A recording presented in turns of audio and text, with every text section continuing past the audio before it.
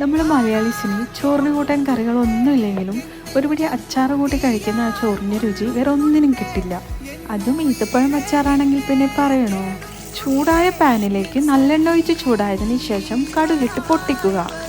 പൊട്ടിച്ച കടുകിലേക്ക് ഉലുവയും പച്ചമുളകും വെളുത്തുള്ളിയും ഇഞ്ചിയും എല്ലാം ചെറുതായി അരിഞ്ഞത് ചേർത്ത് നന്നായിട്ട് പൊരിച്ചെടുക്കുക.